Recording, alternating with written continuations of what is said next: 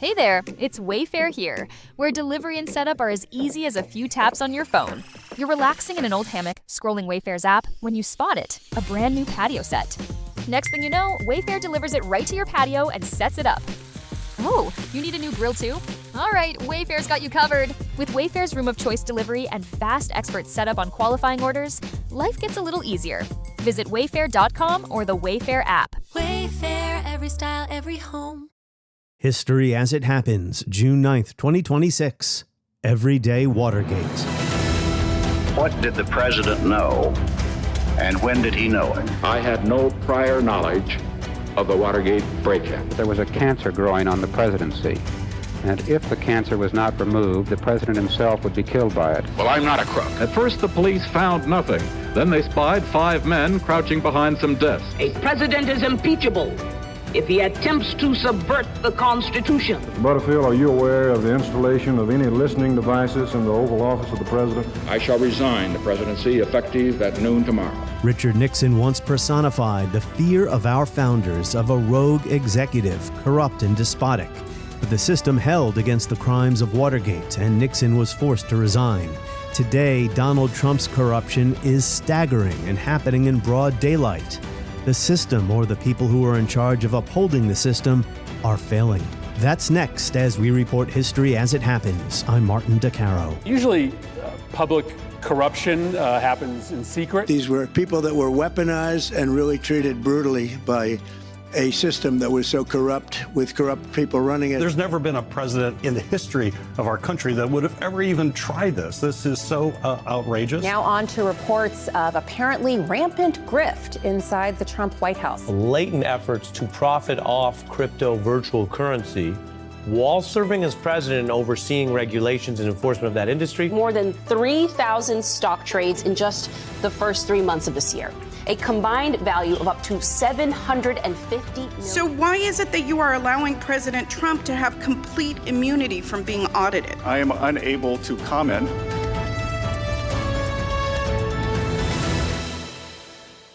America's long national nightmare mercifully ended in August 1974, more than 2 years after his henchmen were caught breaking into the DNC offices at the Watergate. President Richard Nixon finally resigned. To leave office before my term is completed is abhorrent to every instinct in my body. But as president, I must put the interests of America first. America needs a full-time president and a full-time Congress, particularly at this time with problems we face at home and abroad. To continue to fight through the months ahead for my personal vindication would almost totally absorb the time and attention of both the President and the Congress in a period when our entire focus should be on the great issues of peace abroad and prosperity without inflation at home. Therefore, I shall resign the presidency effective at noon tomorrow. Vice President Ford will be sworn in as president at that hour in this office. And ever since, Watergate's been synonymous with presidential corruption, abuse of power, obstruction of justice. Nixon exemplified the fear of the American founders, of a rogue despot putting himself before the country, which is why our Constitution was built on a system of checks and balances, on the separation of powers, on the rejection of monarchy. So where is that today? Here are a few recent headlines. President Trump defended his $1.8 billion anti-weaponization fund and urged congressional leaders to approve the controversial settlement between him and the IRS. And as part of that settlement, Trump and his family will be immune from IRS audits. Headline number 2, a group of lawmakers demanded answers from the White House following a ProPublica investigation, revealing that a top aide to the president intervened to secure a $620 million Pentagon loan to a startup linked to the president's eldest son. Headline number 3, the computer company Dell inks a $9.7 billion Pentagon contract after Trump acquires stock. And here's part of a story from the National Review. In autumn 2024, when it had become clear that he'd likely win back the White House in about 6 weeks, Donald Trump and his friend Steve Witkoff founded a crypto business called World Liberty Financial. It was and remains an ideal vehicle for leveraging political power in search of financial gain.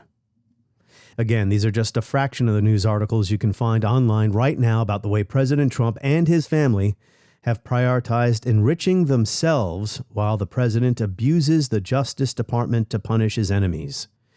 If some of this is not strictly illegal, it is at least highly unethical. All this self-dealing. It's hard to say for sure what is legal or not because no one is really investigating. Well, I shouldn't say no one. Investigative journalists are looking into these matters, but not the Republican-controlled Congress for the most part, and not the DOJ, which the president has turned into his personal law firm. Is corruption becoming normalized? If so, so much for the lessons of Watergate. Is there such an awesome responsibility for a multitude of problems and undertakings of this nation that the presidency, in some instances, must be spared the detail, must be spared the difficulty of situations which in more ordinary circumstances might be considered by some at least to be frank, open declarations of criminal offense? Is the presidency to be protected in that way? Is the splendor of the isolation so great that the president must be protected? And if so, in what cases? It is my opinion and my concern with respect to this particular presidency that he should not have been involved in connection with these matters. Bob Woodward of Watergate fame has called Ken Hughes one of America's foremost experts on secret presidential recordings. Hughes has spent 2 decades mining the secret White House tapes for the Miller Center at the University of Virginia.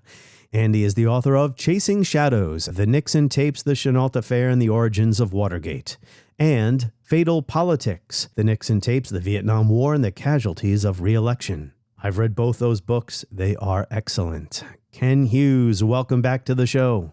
Thank you, Martin DeCaro, for inviting me. And I love having you on because you are the master of the White House tapes. You are too kind.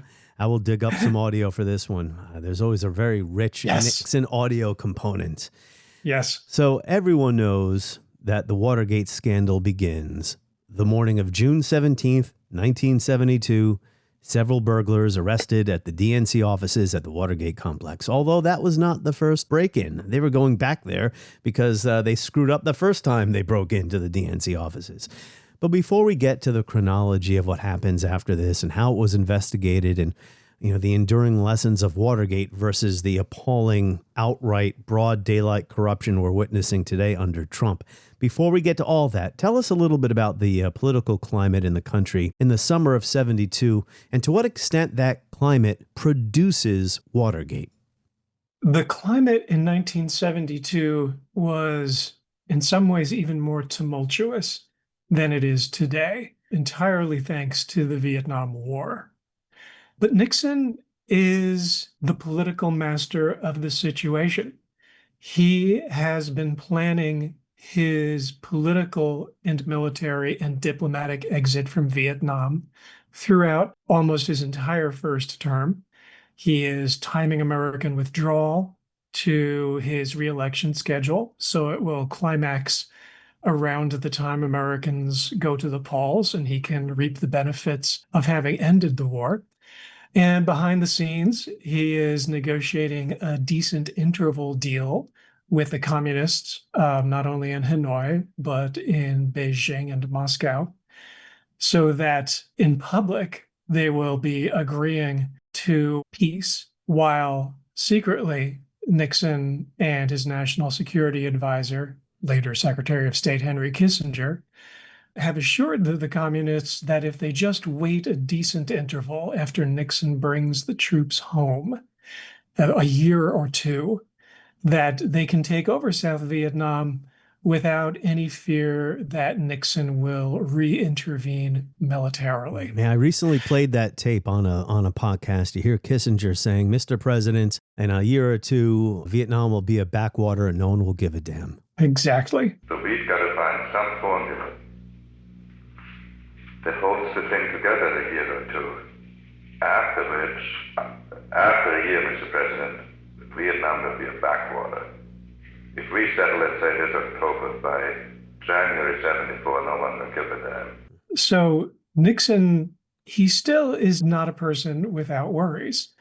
When he finds out that the Watergate break-in has taken place, and crucially learns that the organizers of the break-in are E. Howard Hunt, a former CIA agent, and G. Gordon Liddy, a former FBI agent, Nixon realizes that he is now in grave danger because these two men, Hunt and Liddy, were hired by the White House a year earlier for the Plumbers, the special secret investigations unit that Nixon set up without informing Congress, without getting congressional approval or authorization or funding. His own secret police force.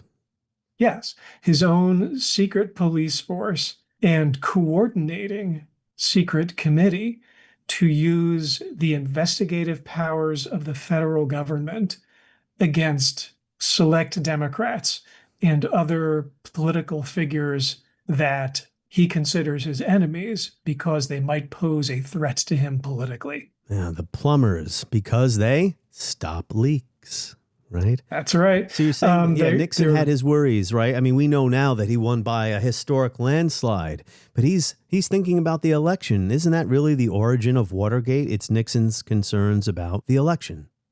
Yes, in the broadest sense. In 1971, Nixon told his chief of staff, H.R. Haldeman, that he wanted surveillance to be part of his reelection campaign, tailing people, wiretapping, not necessarily using the federal government for those things. When he discusses this on tape, he's very vague, but he wants Haldeman to make sure that he's got every source of political intelligence going into 1972 without giving, specific instructions such as, I want you to bug Democratic National Committee headquarters.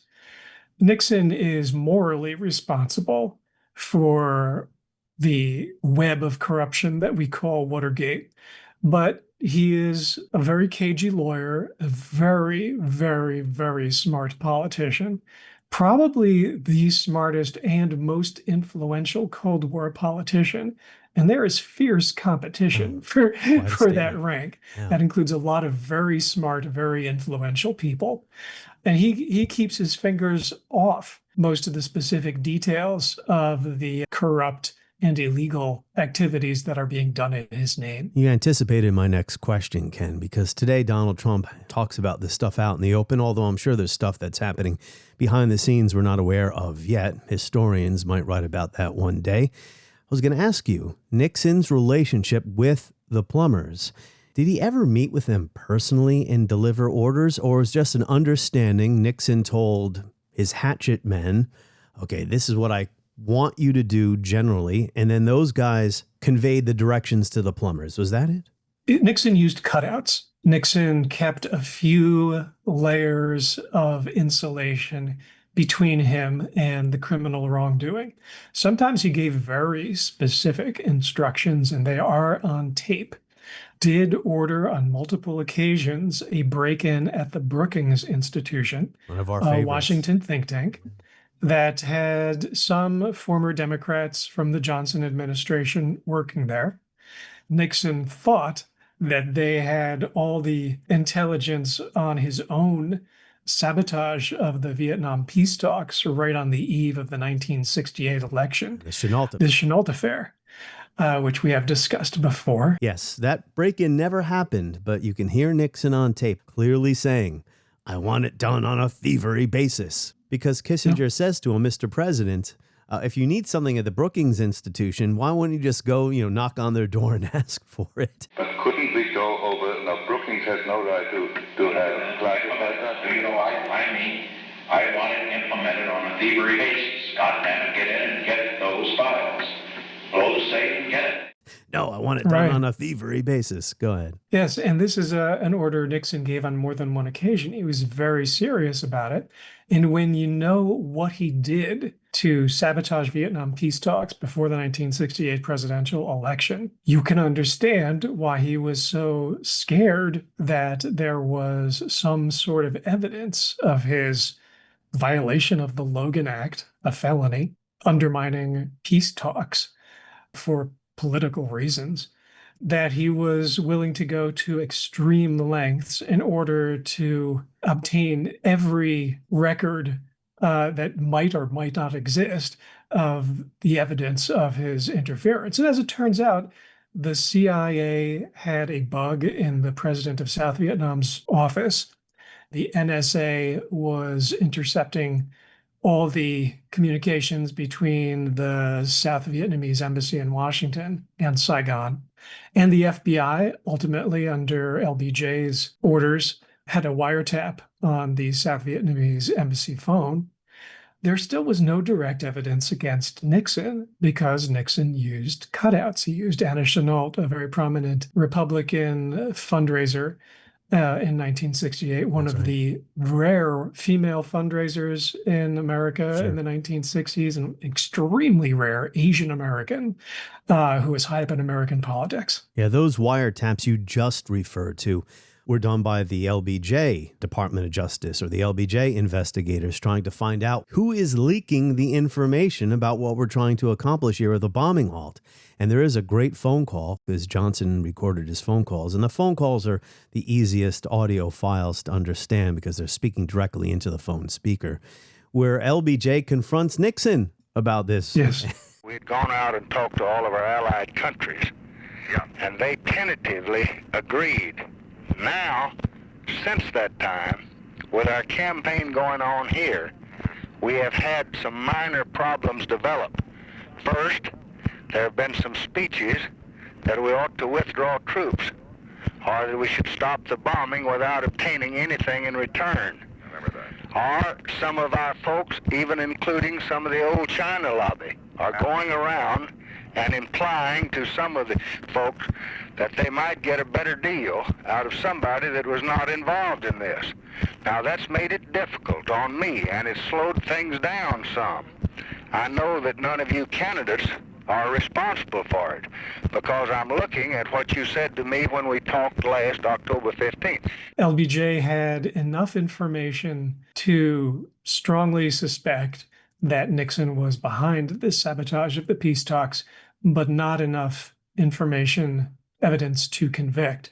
That information, that evidence did come out eventually in John Aloysius Farrell's great Nixon biography that came out shortly before Trump took office in 2017, in which H.R. Haldeman's notes make it clear that Nixon was trying to sabotage the peace talks in one way that we hadn't known before. He wanted the South Vietnamese president, Nguyen Van Thieu, to publicly demand that the North meet LBJ's three demands, two of which were military. One was that the North respect the demilitarized zone between the North and the South. Another was that it stop shelling civilians in the South. And the third was that it sit down and talk with the South Vietnamese in Paris and discuss peace negotiations. And that would have completely sabotaged the peace deal, because the only way that the North would agree to it was if it didn't have to publicly admit it, because it had already publicly demanded an unconditional bombing halt.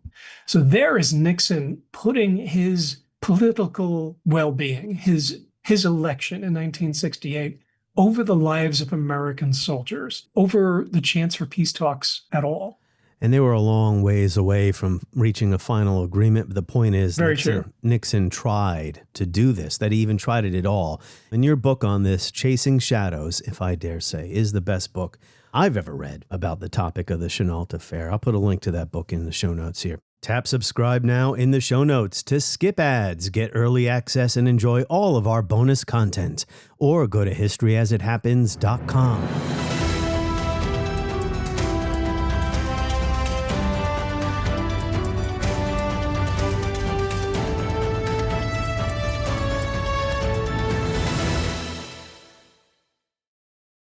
Okay, Watergate. I mentioned it was on June 17th, 1972, a few months before the 72 election that Nixon would win in a landslide. June 17th, 1972, the story breaks. 5 people have been arrested and charged with breaking into the headquarters of the Democratic National Committee in the middle of the night. The burglars forced a stairwell door, then taped its latch open. Most of the offices, including that of Chairman Lawrence O'Brien, have been checked for electronic bugs, and none has been found. One of the suspects, James McCord, operates his own security company in Washington. He was doing work for the Republican National Committee and the committee to re-elect President Nixon. Nixon holds a news conference in August in which he swears the White House staff was not involved in the break-in, not the White House staff. Mr. Nixon made these points. He admits that overzealous workers in his own re-election committee may have been involved in the Watergate bugging caper. And for the first time, the president admitted that the White House has investigated on its own.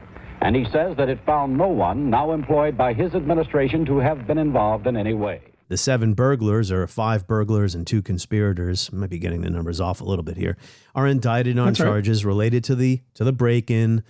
5 plead guilty to avoid trial at the urging of Nixon's aides. We don't want a messy trial because information might come out.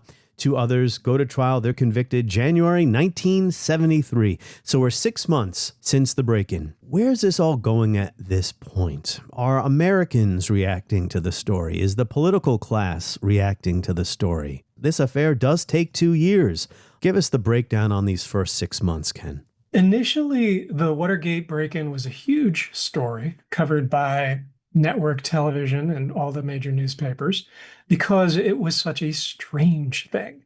The big question was, why would Republicans be bugging the Democratic National Committee headquarters when really there was not much information to be gleaned from there? They took polls at the time, and most Americans considered it a very big deal. They considered it very wrong for operatives for one party, and it was clear that Liddy was working for the committee to re-elect the president, and that this was arranged, this break-in was organized for political reasons, partisan political reasons. And most Americans, of course, strongly disapproved of politicians breaking the law in order to get elected. At the same time, there was initially no evidence that Nixon had anything to do with the break-in. And I still don't think there is enough evidence. If I sat on the grand jury and they presented to me all the evidence that Richard Nixon knew about the Watergate break-in in advance, I would not indict. He was morally responsible for telling his aides he wants us all kinds of intelligence and he doesn't care if they break the law to get it. So he is morally responsible for the Watergate break-in because he generally called for that sort of thing. But he doesn't seem to have had any specific knowledge of the break-in or given any specific authorization of it. I had no prior knowledge of the Watergate break-in. I neither took part in nor knew about any of the subsequent cover-up activities. And so the initial investigation by the FBI does get the people who actually pulled off the break-in. And the initial cover-up by the Nixon White House is successful in steering the FBI away from investigating the aspects of Watergate that threatened Nixon. In other words, they don't delve into such basic questions as how did Hunt and Liddy meet? And they met because they were both hired to work on the plumbers, and they both planned Brookins break-in that was never authorized by the White House because the budget was too high. It would have cost about $1 million to do.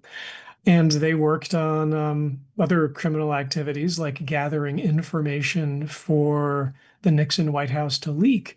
Nixon wanted to use grand jury information, which you're not allowed to leak, and information from the Justice Department's investigations, which again, it is just improper for a president to leak. Yeah, a major part of this early story of Watergate is that when Nixon denied it, people believed him. When we look back on it now, how can anyone believe Richard Nixon? But at the time, people tended to believe the president. If you were to go on television and say, I had nothing to do with this, a third-rate burglary by a bunch of scoundrels is basically how they discussed it. But now we know that just a few days after the break-in, Nixon arranged to provide hundreds of thousands of dollars in hush money to the burglars. And then he had the CIA try to impede the FBI's investigation of the crime. We all know, of course, that's illegal. The CIA is not allowed to do any domestic investigations, and especially not on behalf of the sitting president who's being investigated by that same FBI. The point here, Ken, is, the burglary still looms large in public memory.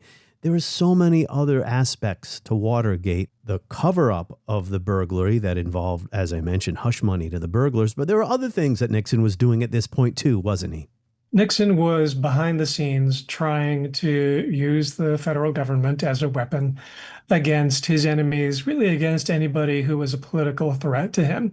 He tried to use the IRS to get the chairman of the Democratic National Committee, Larry O'Brien, indicted and possibly jailed during the campaign. We can hear Nixon telling his chief of staff, H.R. Haldeman, and his chief domestic advisor, John Ehrlichman, to use the IRS against Larry O'Brien and other big donors to the Democratic Party. Out, every one of those bastards is out. But I think the whole bunch goes out just because of this. Do you agree?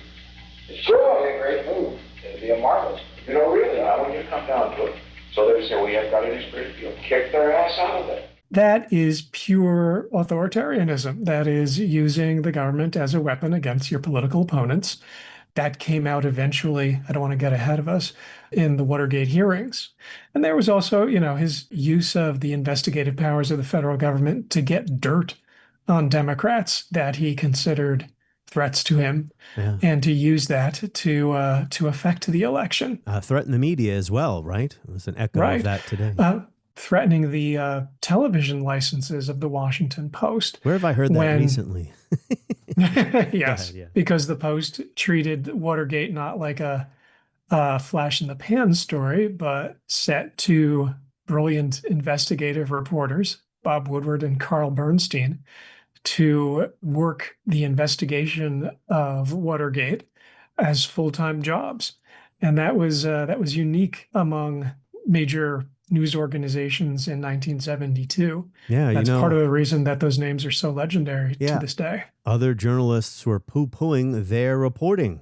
Woodward and Bernstein were right. And one of the first big stories they broke had to do with Nixon using money as a slush fund, right? Campaign money. That did come out shortly before the election.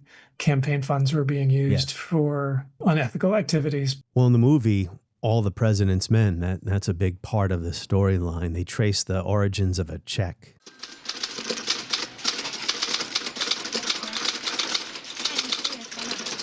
Bob. Yeah. Carl Bernstein on line 1. 1? Yep. Bernstein. I think I got a lead on Dahlberg. I got it. What? I just talked to him. I just hung up from him. Bernstein, listen, it goes all the way to Stans. What are you talking about? It goes all the way to Stans. He gave the check to Stans for the committee to re-elect. Did he say that? He said it. I've got it on my notes. Jesus. It's down on record, Bernstein. That money winds up in the bank account of a Watergate burglar? Yes. Fantastic. I'm coming home. Okay. 1973 unfolds and Nixon looks like he's in great shape. He's got his phony peace, but he can call it a peace with honor of Vietnam. He just won a historic landslide over McGovern.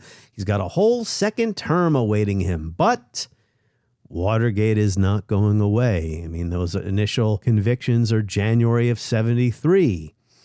John Dean begins testifying before a secretly impaneled grand jury, March of 1973. We'll get to the Senate Watergate hearings that happened a few months later in a bit. But let's pick it up here then in 1973. What happens is the investigation does start to reach the White House. James McCord starts, I think, implicating both John Dean, Nixon's White House counsel, and Jeb Stuart Magruder, who worked for the committee to re-elect the president. But Dean is the key figure at this point because he was involved with the cover-up from its earliest days. He was the coordinator for the White House. When he is implicated, he is legally exposed to prosecution. So he starts telling the prosecutors some of what he knows about Haldeman and Ehrlichman. And that brings Watergate into the Oval Office, since Haldeman and Ehrlichman are the people Nixon describes as his right and left arm. So if they're involved, it means that Nixon is almost certainly involved. And the almost certainly is important because for much of the next year, the question will be, is John Dean telling the truth?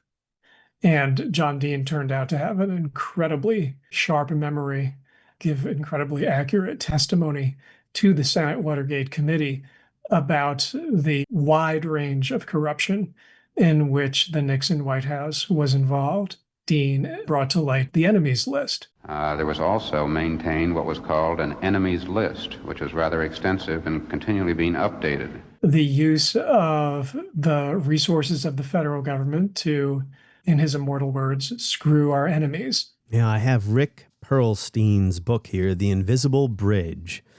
He says by April 30th, 1973, Richard Nixon had no choice but to say something about Watergate. 6 Republican senators said they would not run for re-election unless he did. New outrages compounded daily. John Mitchell, who had been the Attorney General of the United States, is now working on or had worked on the committee to re-elect the president, also known as CREEP. Mitchell contradicted his own previous sworn testimony. Deputy Campaign Manager Jeb Stuart Magruder told investigators he'd passed transcripts from DNC phone bugs to the Oval Office. Chief of Staff Bob Haldeman and Domestic Affairs Counselor John Ehrlichman, the president's 2 closest advisors, had hired criminal representation. Perlstein goes on to say, Pat Gray resigned from the FBI after the shocking admission that he had mishandled Watergate evidence from the safe of E. Howard Hunt, which ended up in an FBI burn bag, containers in which sensitive materials were destroyed. The evidence allegedly included forged cables meant to frame JFK for the assassination of South Vietnam's Ngo Dinh Diem. Also a spy dossier on Ted Kennedy and a memo on Hunt's meetings with a lobbyist linked to bribes paid to Nixon by International Telephone and Telegraph, ITT. Reporters unearthed a new private treasury of $600,000 to finance dirty tricks like the thousands of copies of the Washington Post the White House bought, then shredded, to fake votes in a poll on whether or not the president was doing the right thing in Vietnam. Nixon gives a speech in April, end of April, 1973. Last June 17, while I was in Florida trying to get a few days' rest after my visit to Moscow, I first learned from news reports of the Watergate break-in. I was appalled at this senseless, illegal action. And I was shocked to learn that employees of the re-election committee were apparently among those guilty. I immediately ordered an investigation by appropriate government authorities. On September 15, as you will recall, indictments were brought against 7 defendants in the case. As the investigations went forward, I repeatedly asked those conducting the investigation whether there was any reason to believe that members of my administration were in any way involved. I received repeated assurances that there were not. Because of these continuing reassurances, because I believed the reports I was getting, because I had faith in the persons from whom I was getting them, I discounted the stories in the press that appeared to implicate members of my administration or other officials of the campaign committee. The people give him the benefit of the doubt again, right? They do to a certain extent. His approval rating has more or less collapsed. He started out 1973 with a 68% approval rating with his fake peace in Vietnam. And by June or July of 1973, thanks to the Watergate hearings, his approval rating is down to like 44%. Yeah, it drops below 50% for the very first time, even before the imminent coverage of the Senate Watergate hearings begins on May 17th. His approval is slipping because there is clearly a lot of wrongdoing taking place beneath him. What becomes the main question, will Nixon have to resign, is not yet the central focus. since the investigation has not yet reached Nixon. We now know that he secretly promised his aides, H.R. Haldeman and John Ehrlichman, pardons for everything before they testified before the Senate Watergate Committee. Where have I heard that lately? No, go ahead. when they committed perjury, which they were eventually indicted for, they thought that they had impunity to do so because the president would have their back. He would give them pardons rather than see his right and left arm go to prison. That, of course, as we know, is not how it worked out in the end. You know, what's amazing about what happens next, you get the Senate Watergate Committee hearings beginning on May 17th, 1973. They go on through November of 1973. And then the following year, the House holds impeachment hearings. But there were 51 days of broadcasts during that window, May to November 1973. 51 days where Americans, instead of seeing their daytime soap operas, were tuning into television to watch these hearings. You get some amazing revelations, the taping system, the enemies list that we've discussed with Jonathan Dean. It was just astonishing to have that much airtime devoted to public affairs and seeing how much of public affairs was both unethical and or illegal. And here's the connection. We can start making some connections to what's going on or not going on now. What really strikes me from going over all this to prepare for our talk is how there was a bipartisan outrage, bipartisan demand for answers and investigations.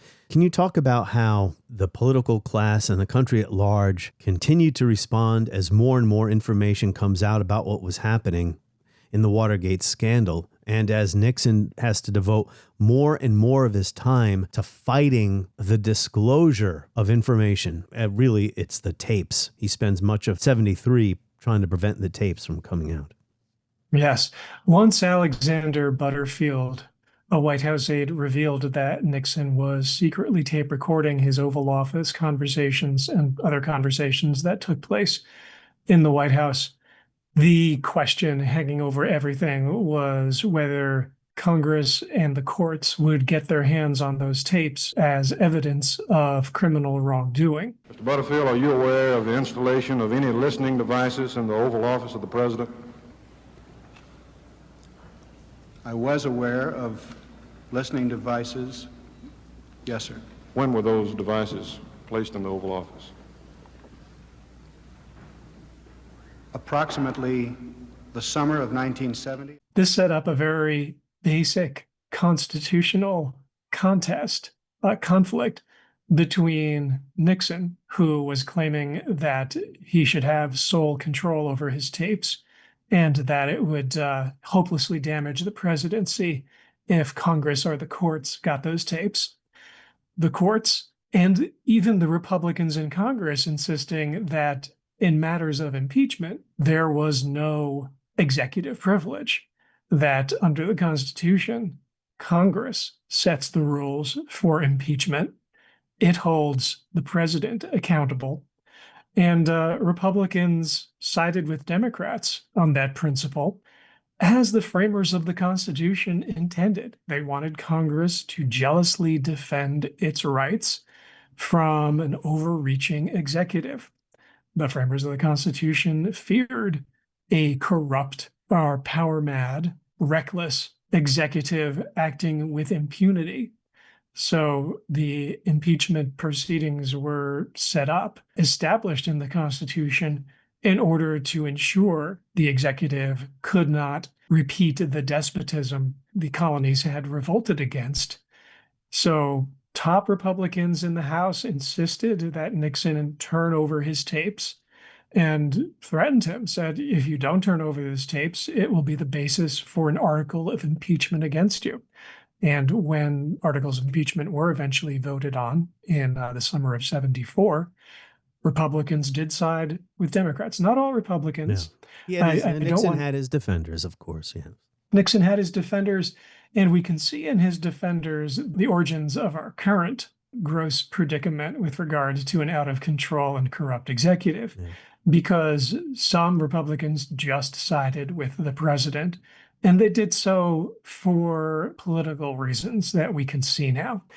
Throughout the Watergate investigations, while Democrats and independents turned against Nixon on the basis of the evidence that came out during the hearings, both in the Senate Watergate Committee and the House Judiciary Committee, the majority of Republicans, Nixon's base, took a view that we would find familiar today. They claimed that Nixon was the victim of a criminal conspiracy by liberals and Democrats and the news media against Nixon because he was a Republican, one of the more conservative political figures to be elected since Herbert Hoover, though, of course, by current standards, he would be a moderate. Yes.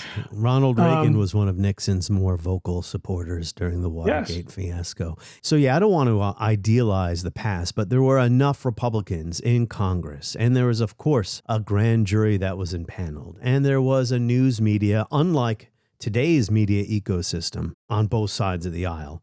Outright partisan, dishonest. No matter what our side does, it's right. News outlets out there. In those days, I think people would mostly, not entirely, as you just said, but people would read the Washington Post and believe, or at least take seriously what they read and not dismiss it immediately. So Watergate still takes until the following August of 1974. We were just talking about the hearings in 73. The following August of 1974 to come to a close. We don't have time to go over all the aspects of it here, Ken, but why did it take so long to be resolved? In part because the wheels of justice do move slowly, and with regard to a president, they do have to move very deliberately. We have to make sure that the system is, to the greatest extent possible, free of political corruption. Yeah. Due process is important. And Nixon, of course, obstructed. He fired the Saturday Night there was the Saturday Night Massacre. In breathtaking succession tonight, the following historic events occurred. The President of the United States demanded that the Attorney General fire Special Prosecutor Archibald Cox, who was supervising the bringing to justice of all persons involved in the Watergate case and related crimes. The Attorney General, Elliot Richardson, refused and resigned. The President then ordered the Assistant Attorney General, the deputy to Elliot Richardson, William Ruckelshaus, to fire the Special Prosecutor. Ruckelshaus refused. The President immediately fired Ruckelshaus. Solicitor General Robert Bork quickly was named Acting Attorney General. Bork was ordered to fire Special Prosecutor Cox. He did. A lot of Republicans did stand up for basic constitutional and legal principles. At the same time, all the Republicans in the House of Representatives had to face a re-election campaign because 1974 was a congressional election year. And before the summer, the primary threat to their political survival came from within Nixon's base. They feared primary challenges, and they very much minimized evidence like the Cancer on the Presidency tape, the discussion between Nixon and John Dean about hush money, which to my ears very plainly put Nixon on the side of paying it to keep the Watergate criminals quiet and to keep them from testifying accurately about other abuses of power and criminal activities they had engaged in on behalf of the Nixon White House. And the final unraveling for his rogue presidency comes when he is forced by the Supreme Court to release the tapes, and the smoking gun tape once and for all show that he had been lying all along about the cover-up. What the hell did Mitchell know about this thing? I think so. I don't think he knew the details, but I think he did know how it was going to be handled with Auburn and Texas and so forth. Well, who was the asshole that did it? He said, Liddy, is that the fellow? He must be a little nuts. Yeah. The smoking gun tape made it clear that he abused the CIA for political reasons to get the CIA to tell the FBI that the FBI had to contain its investigation because otherwise it would expose national security secrets. That'll uncover a lot of legal and that scandals and a lot of things. And then we just feel that this would be very detrimental to have this thing going further. This involves the Cubans and a lot of hanky-panky that we have nothing to do with ourselves. And that just was not true. The reason that Nixon wanted to obstruct the investigation was to protect himself, to shield his own criminal activities, such as the creation of the plumbers to commit crimes for him, as well as its not illegal task of plugging leaks. And this comes out in August of 1974.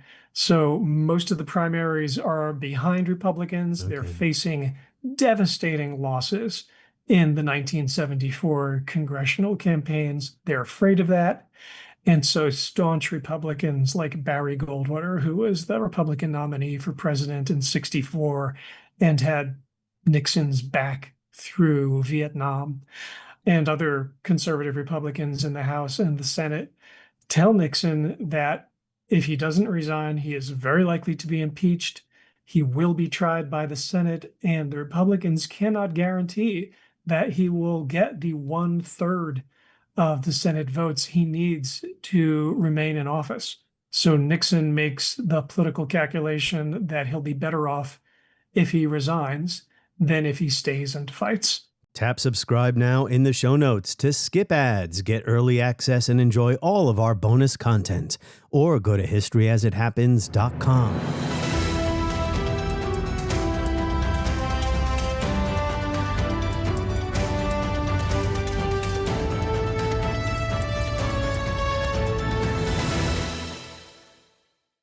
Barry Goldwater did what Mitch McConnell did not do. Right. If Mitch McConnell had taken a principled stand and other Republicans had taken a principled stand in 2021 for the January 6th illegal activities that President Trump then encouraged. The insurrection. Yeah. The insurrection. That would have given a constitutional resolution to this attempt to overturn an election and thereby overthrow American democracy. Nixon's popularity, as you mentioned, nosedived during the Watergate saga. But from my reading of the public opinion polls on the question of whether he should be kicked out of office, that was still hovering a little bit higher, maybe around 50-50, until the smoking gun tape. Then it was impossible to defend the man anymore, and public opinion went way down on that one too, because there was no way to turn on the TV in those days and hear a commentator say, you know what, that smoking gun tape is fake news. He actually didn't say that. Right. Or it didn't matter. Yeah. Or there was no Supreme Court decision saying that because it comes under the president's exercise of his powers, and certainly the president does have the power to direct the CIA, then whatever the president did was legal. We didn't have that kind of widespread impunity for presidential wrongdoing that currently exists, thanks to the Republican majority on the Supreme Court and the current Republican majority in Congress. The message from Watergate: corruption happens, but it can't be normalized, and the president can't do whatever he wants. So we'll transition now, Ken Hughes, to what's happening now. Even though Donald Trump's job approval rating is around 38-40%, something like that. He's been a very unpopular president. Historically low. Yeah. Astonishingly low. Policies are unpopular. Everyone can see the corruption happening before our very eyes. I just get the sense that something about all of this is being normalized in a way that it wasn't because of how Watergate was resolved. I agree entirely. In Watergate, the system just barely worked, thanks to heroic activities on the part of journalists like Woodward and Bernstein and the Washington Post for keeping the story under investigation when other news media outlets were moving away from it, though other news media outlets did do some important work too. Within Congress, even after Nixon was overwhelmingly reelected and overwhelmingly popular, thanks in part to his corrupt abuse of power, both domestically and in foreign policy, particularly in the Vietnam War, politicians did continue to investigate. Those politicians included Republicans in the House and the Senate, and Republican judges like John Sirica, who resisted the temptations that a president can give because of his ability to reward friends and punish enemies, and maintained their integrity through a process that threatened it. And the ultimate resolution, which did depend in part on congressional Republicans' fear of losing the 1974 congressional elections by just too big a margin so that their party would be crippled, did ultimately curtail the abuses of power of a single president, Richard Nixon, and lay the groundwork for reforms that passed over the next 4 years with both the Republican President Gerald Ford and the Democratic President Jimmy Carter, with Democratic majorities in both the House and the Senate. So today I wonder, what would it really take for enough people in Congress, because forget about the Department of Justice, they're never going to investigate Trump. I'm wondering what it will take Congress. Well, maybe if there are enough Democrats win in November. I'm nonpartisan. I'm not a Democrat or a Republican, but I'm just wondering what it would take to deal with what we're seeing here. The stock trading, saying buy shares of this company or boost this company, and then the company will get a contract right after that.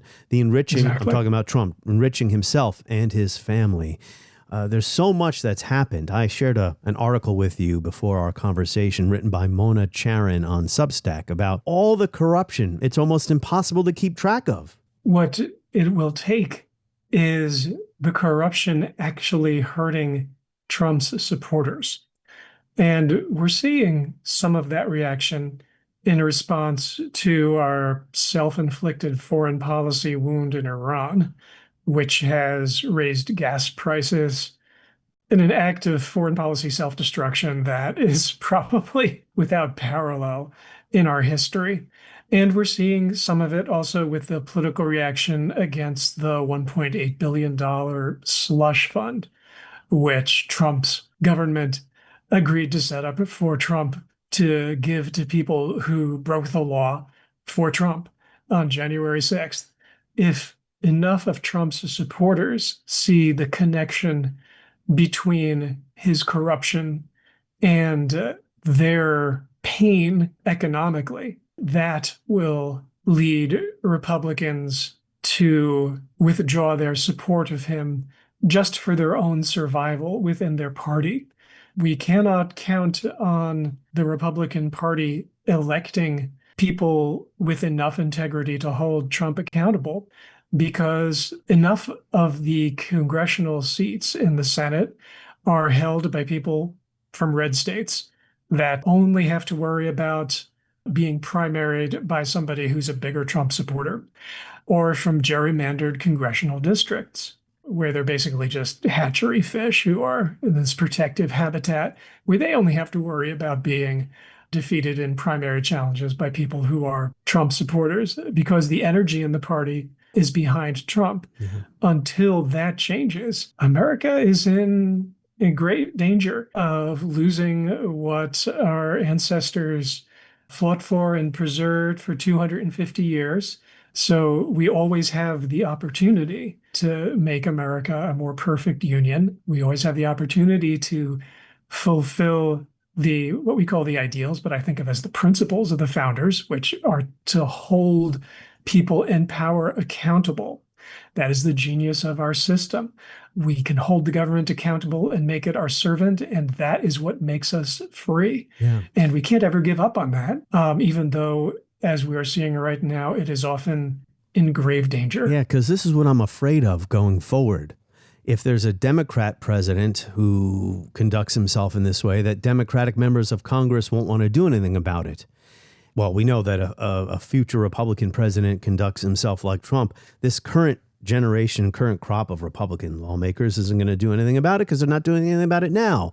So I spend a lot of time on my show, Ken, talking about Trump's policies, foreign policy, immigration.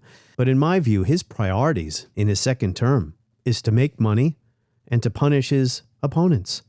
And that's not what the president's supposed to be doing. He should be impeached and convicted. Should have been already. Sorry to be so preachy here.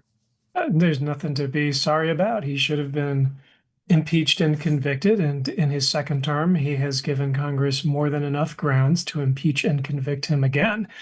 But I think there's always reason to continue to struggle for what is right.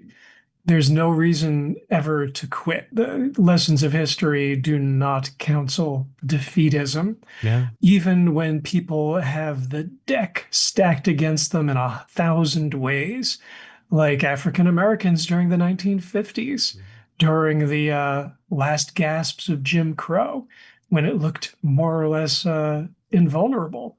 They were able, from a position of great disadvantage, to secure their rights. We're nowhere near that badly off today, though, the recent decisions on the Voting Rights Act have undone a lot of the great legislation that earlier courageous and principled generations of political activists and workers and politicians even were able to achieve. Yeah, well, we need a new politics, and we need a new DOJ. Has to be rebuilt to investigate all this self-dealing once Trump is out of there. But we need a new politics. As I mentioned before, it can't be only that when the other party is in power, I'll be willing to investigate it. But when my guy's in office, I won't do it. That's not the legacy of Watergate. That is not the legacy of Watergate. And it is kind of the legacy of a lot of the worst developments in 21st century American politics.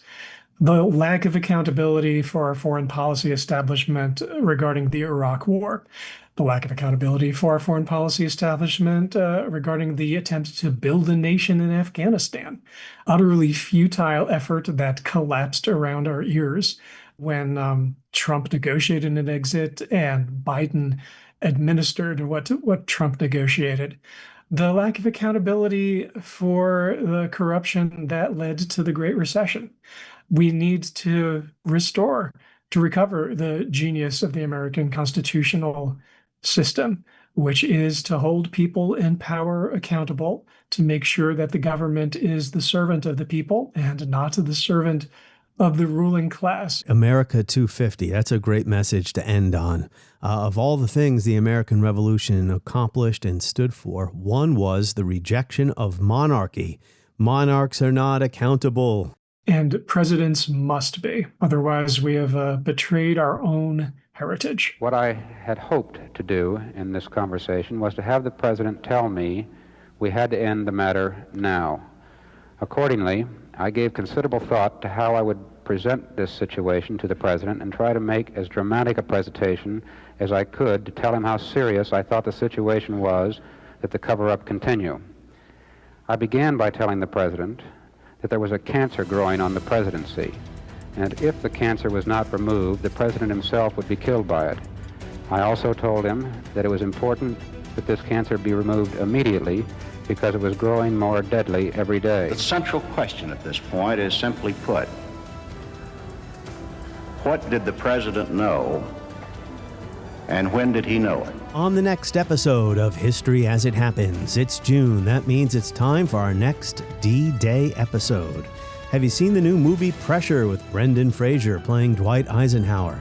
It's about the meteorologist who saved D-Day, James Stagg. Historian William Hitchcock will join us to talk about the movie and D-Day again. That is next as we report history as it happens. Make sure to sign up for my free newsletter. Just go to Substack and search for the name of this podcast.